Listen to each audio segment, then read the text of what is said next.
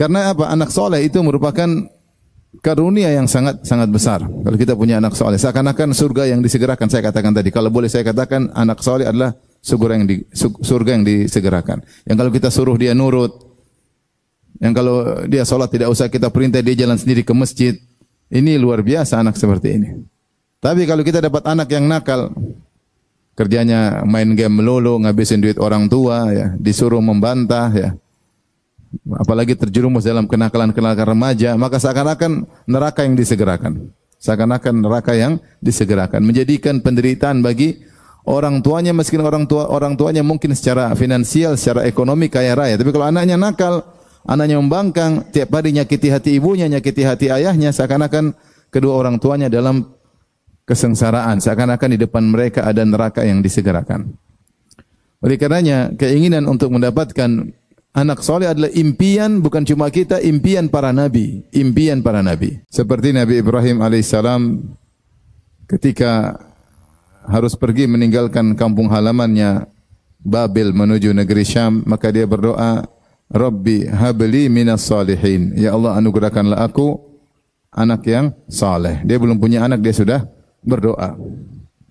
Dan demikian juga ketika dia sudah punya anak, maka dia lebih banyak berdoa lagi.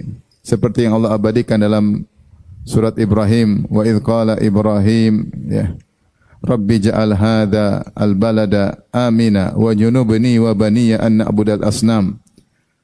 Ketika Ibrahim berdoa, ya Rabbku, jadikanlah negeri-negeri yang aman, ya, dan jauhkanlah aku dan anak keturunanku, ya, jauhkanlah aku dan anak keturunanku dari penyembahan terhadap berhala, dari kesyirikan. Dia mendoakan anaknya.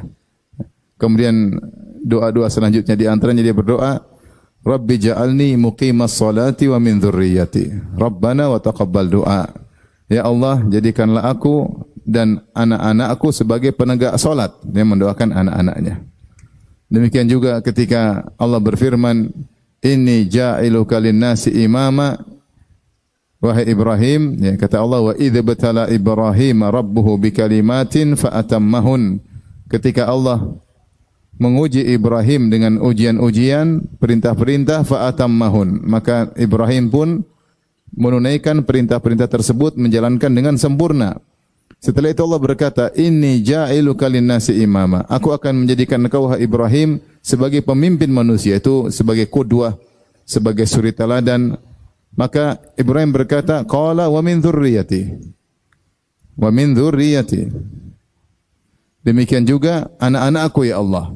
Jadikanlah mereka juga sebagai qudwah. Ya. Jadi dia mendoakan anaknya, ingin anaknya juga baik. Dan itu juga sebagaimana doa Nabi Zakaria, hunalika da'a Zakaria rabbahu qala rabbi habli min ladunka dzurriyyatan thayyibah. Zakaria berdoa, ya Allah, anugerahkanlah kepadaku dzurriyyah thayyibah, anak yang baik, anak yang baik. Ya.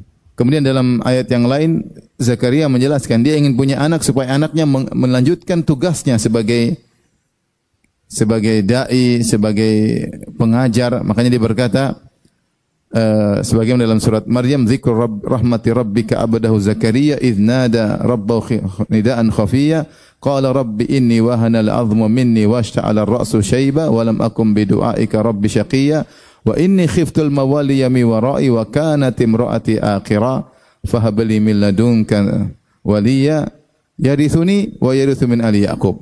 Dia mengatakan, ya Allah, aku sudah tua, rambutku sudah putih semua, tulangku sudah lemah, ya, istriku mandul, sementara aku punya murid-murid yang harus ada yang ngurus, ya.